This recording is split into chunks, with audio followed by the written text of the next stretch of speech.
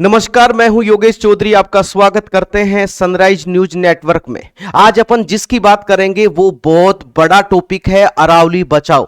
अरावली बचाओ ये जो अभियान है ये आज ट्रेंडिंग चल रहा है, ये बहुत ज्यादा शोर मचा रहा है। ये अब ये क्यों मचा रहा है, इसके पीछे बहुत बड़ा लॉजिक है, क्योंकि सुप्रीम कोर्ट का जो फैसला आया है वो सुप्रीम कोर्ट ने अरावली की परिभाषा दी है कि जो 100 मीटर से जो नीचे जितनी भी पहाड़ियां होंगी वो अरावली, उनको अरावली पर्वतमाला नहीं माना जाएगा और उनका क्या होगा आपको पता है, उनको समाप्त कर दिया जाएगा, अरावली का हिस्सा नहीं माना जाएगा उसका। और यह भी कहा है इस परिभाषा में कि एक पहाड़ी और दूसरी पहाड़ी के बीच में अगर 500 मीटर का डिस्टेंस है तो उसको भी अरावली का हिस्सा नहीं माना जाएगा।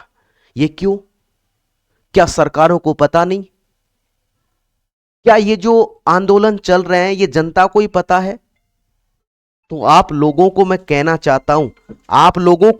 चाहता हूं कि आप जागिए, अपने भविष्य के बारे में है ये, अपनी प्रकृति को बचाइए। अगर आप प्रकृति को नहीं बचाएंगे तो एक ना एक दिन जो दिल्ली में जो चीज हो रही है वो आपके राजस्थान में भी होगा, वो हरियाणा में भी होगा, वो गुजरात में भी होगा।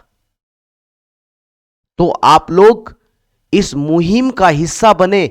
आप जहां भी जो भी प्लेटफॉर्म आप यूज करते हैं, डिजिटल प्लेटफॉर्म आप यूज करते हैं, आप जाके वहां पे बोलिए। बोलने का अधिकार है आपको फंडामेंटल भारतीय संविधान ने आपको अधिकार दिया है कि कोई चीज अगर गलत होता है, चाहे सरकार गलत करे, चाहे न्यायालय गलत करे, आप लोग वहां पे जाके बोल सकते हो। मुझे ये बनाना, आज एक वीडियो क्यों बनाना पड़ा, क्योंकि मैं देश का युवा हूं और मुझे मेरे भविष्य की चिंता है, मुझे आने वाली पीढ़ियों की चिंता है कि उनको अच्छी सांस जो वायु मिलेगी कि नहीं मिलेगी, उनको अच्छी प्रकृति मिलेगी कि नहीं मिलेगी, मैं इसके बारे में सोचता हूं। तो आपको भी सोचना पड़ेगा। अब ये अरावली पर्वतमाला क्यों हमारे लिए इतना इंपॉर्टेंट है, ये क्या है?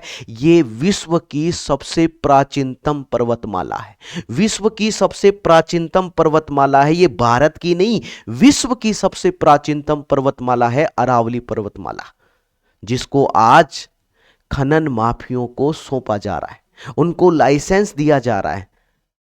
क्या खनन तो शुरू से ही चल रहा है इसमें। अरावली पर्वतमाला में सबसे ज्यादा खनन राजस्थान में होता है, क्योंकि राजस्थान में सबसे बड़ा हिस्सा राजस्थान में है। 550 किलोमीटर राजस्थान में फैला हुआ है। 692 में से 80% हिस्सा राजस्थान में है इसका। राजस्थान में तो शुरू से चल रहा है। लेकिन आज ये मुद्दा क्यों उठ रहा है? आज ये मुद्दा इसलिए उठ रहा है क्योंकि सुप्रीम कोर्ट की परिभाषा के अनुसार ये परिभाषा आई है कि 100 मीटर से, और इसमें 90% ऐसी पहाड़ियां हैं जो 100 मीटर के दायरे में नहीं आती है, 100 मीटर से कम है। तो अगर 90% है तो 10% पहाड़ियां बची हैं, उनको भी आप हटा दीजिए, पूरी अरावली पर्वतमाला को भी साफ कर दीजिए, फिर आपको पता ही नहीं चलेगा कि कौन सी अरावली पर्वतमाला क्या थी। मैं सरकार को भी कहना चाहता हूं, आप लोग सोचिए इसके बारे में। यह बहुत बड़ा विषय है, छोटा विषय नहीं है। आप लोग कहते हैं कि पेड़ लगाओ, मां के नाम पे पेड़ लगाओ, एक पेड़ लगाओ, उससे क्या होगा? उससे कुछ नहीं होगा, आप हजारों पेड़ कटवा देंगे। इन खनन माफिया, इन कुछ चुनिंदा लोगों के भले के लिए आप लोग पूरी जनता को, पूरी प्रकृति के साथ खिलवाड़ कर रहे हैं आप लोग। सुप्रीम कोर्ट में जो हलफनामा दिया गया है उसमें भी, आज के न्यूज में मैंने पढ़ा, उसमें भी काफी गलतियां हैं। तो सुप्रीम कोर्ट को भी देखना चाहिए कि ये प्रकृति के साथ में। रजत शर्मा जी हैं जो न्यूज देते हैं, मुझे नहीं पता कि कौन से चैनल वगैरह है, उन्होंने कहा कि दिल्ली में जो प्रदूषण चल रहा है, प्रदूषण होता है, वायु प्रदूषण, उसका सबसे बड़ा कारण अरावली पर्वतमाला है। अरे कैसे कह दिया आपने अरावली पर्वतमाला है? उन्होंने कहा, उनका लॉजिक क्या है कि 3 ओर से ये पहाड़ियों से घिरा हुआ है दिल्ली, इसीलिए जो वहां प्रदूषण होता है वो बाहर नहीं जा रहा, इसीलिए। अरे गलत लॉजिक दे रहे हो आप लोग। आप इतने बड़े पत्रकार हो, आपको सोचना चाहिए कि आप क्या बोल रहे हैं, थोड़ा सोचिए तो सही। तो मैं बताता हूं आपको, आज मैं यहां देख लेना, मैं आपको बताता हूं, ठीक है? ये अरावली पर्वतमाला है और ये इसकी शुरुआत गुजरात से होती है। ये 3 राज्य और एक केंद्र शासित प्रदेश में ये फैला हुआ है।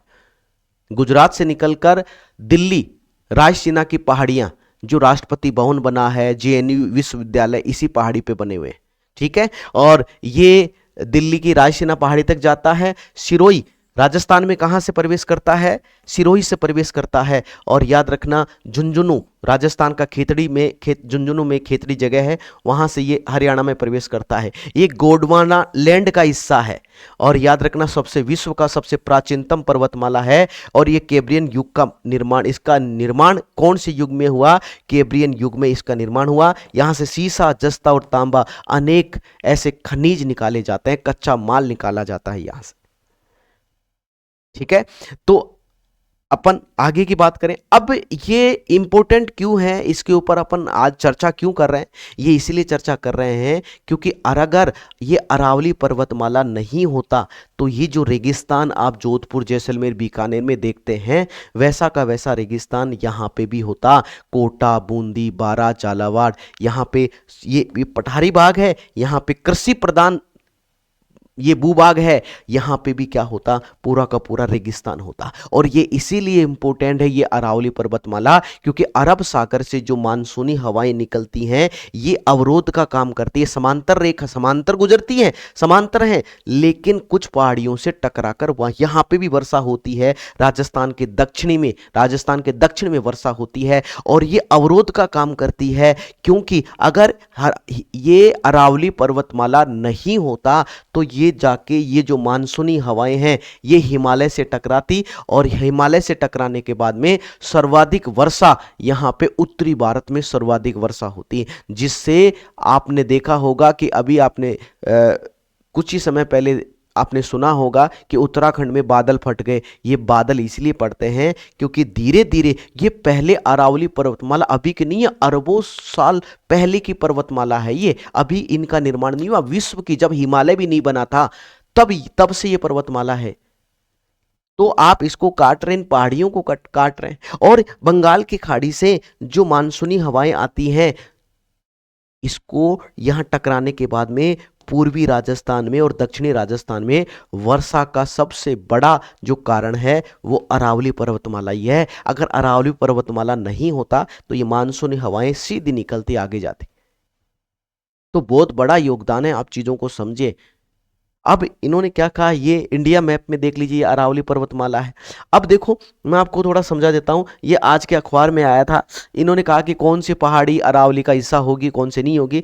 तो मैं इस चीज को समझा देता हूं। देखो ये समुद्र तल है, समुद्र तल से ये जो पहाड़ी है इस तरह से पहाड़ी बनती है, इस तरह से ये ऐसे पहाड़ी बनती है। अब समुद्र तल से मान लो इसकी ऊंचाई 150 मीटर है, तो 150 मीटर है तो इसको अरावली का हिस्सा माना जाएगा।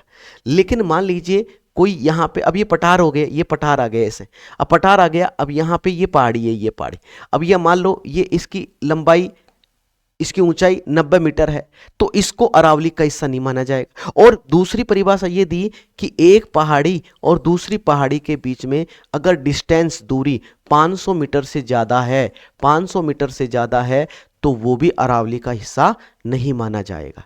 ये सुप्रीम कोर्ट की परिभाषा है। तो इस परिभाषा के अनुसार तो लगभग 90% हिस्सा अरावली का हिस्सा नहीं है।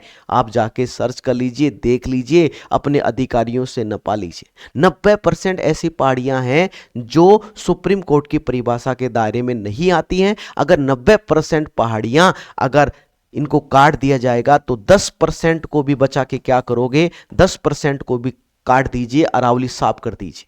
किसी ना किसी का तो फायदा होगा साहब, किसी ना किसी का तो फायदा कर रहे हो आप हमारे भविष्य के साथ खिलवाड़ कर रहे हो साहब। हमें चिंता है, आने वाली पीढ़ी की चिंता आपको नहीं होगी, हमें चिंता है, क्योंकि मैं भी किसी का पिता हूं। मुझे भी पता है कि मेरे जो बच्चे होंगे उनको अच्छी वायु, अच्छी प्रकृति, सौंदर्य कहां से मिलेगा। आप तो इनको समाप्त कर रहे हो। आप तो थोड़ा सा सोचो, लॉजिक लगाओ चीजों को करने से पहले। आप लोग जनता की राय भी ले लिया करो, जनता के बारे में भी सोचा करो कि हम ये चीज कर रहे हैं। ऐसा नहीं कि हम पावर में हैं तो हम सब कुछ कर देंगे, कुछ भी नहीं हुआ। गवर्नमेंट तो रावण का भी नहीं चला, ये देख लो। कभी ना कभी ऐसा दिन आएगा कि आपको सोचने में मजबूर हो जाएंगे आप लोग कि हमने ऐसा फैसला क्या कर दिया। पर्यावरण मंत्रालय ने जो हलफनामा जारी किया है सुप्रीम कोर्ट में, उसमें भी काफ़ी कमियां हैं। और आज के पेपर में, ये आज का पेपर है, और आज के पेपर में साफ साफ लिखा हुआ है, देखो साफ साफ लिखा हुआ है आज के पेपर में भी, जो हलफनामे को बताया गया विरोधाभासी। बलवान ने कोर्ट में पर्यावरण मंत्रालय की कमेटी की ओर से पेश हलफनामे में विरोधाभास की ओर ध्यान आकर्षित करते हुए कहा कि इनमें वन संरक्षण द्वारा 3 डिग्री ढलान की परिभाषा को अधिक वैज्ञानिक होने के बावजूद स्वीकार नहीं किया। इसमें 100 मीटर की ऊंचाई का एक भी मापदंड प्रस्तावित किया गया है, जिसे हलफनामे में अपर्याप्त माना गया है। ये आज के पेपर में आया है। तो सभी लोगों से मैं कहना चाहता हूं कि आप लोग सामने आइए, बोलिए। जितने भी डिजिटल प्लेटफॉर्म आप यूज करते हैं, चाहे आप इंस्टा यूज कर रहे हो, चाहे आप फेसबुक चला रहे हो, चाहे आप यूट्यूब चैनल आपके पास में है, और जितने भी टीचर हैं उनसे भी कहना चाहता हूं कि आप भी वीडियो बनाओ, और जितने लोगों को आप प्रेरित करना चाहते हैं करिए। और अरावली को बचाना हमारा अधिकार है, क्योंकि भारतीय संविधान ने हमें मौलिक अधिकार, हमें स्वतंत्रता का अधिकार दिया है, हमें बोलने की आज़ादी दी है, तो हम बोल सकते हैं। तो मैं इसीलिए मैं कहना चाहता हूं, अरावली बचाओ, अरावली बचाओ। अगर अरावली आज हम नहीं बचाएंगे तो हम हमारा भविष्य बर्बाद कर रहे हैं, और कुछ भी नहीं है। हमें अस्वच्छ वायु नहीं मिलेगी, स्वच्छ हमें पर्यावरण नहीं मिलेगा। अगर स्वच्छ हमें वायु नहीं मिलेगी, जो चीज़ें अपन ले रहे हैं वो नहीं मिलेगी, तो क्या मतलब होगा इस चीज़ का।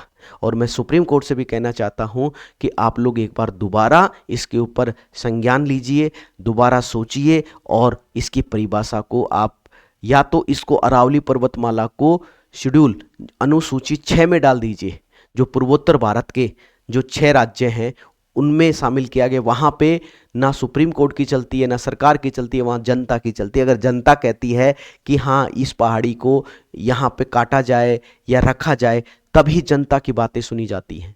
तो मैं आपसे वही कहना चाहता हूँ कि आप लोग इसके बारे में सोचिए कि आज ये मुद्दा क्यों उठा है। और अभी कुछ लोग विशेषज्ञ कहते हैं कि ये तो जो चीज़ें हैं वो 2006 से चल रही हैं। अरे 6 से चल रही हैं, परिभाषा तो आ जाइए ना भाई, परिभाषा तो आ जाइए।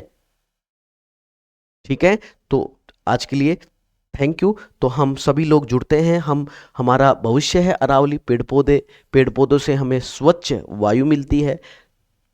तो आप लोग इस मुहिम का हिस्सा बने, आंदोलन करें। जय हिंद, जय भारत, वंदे मातरम।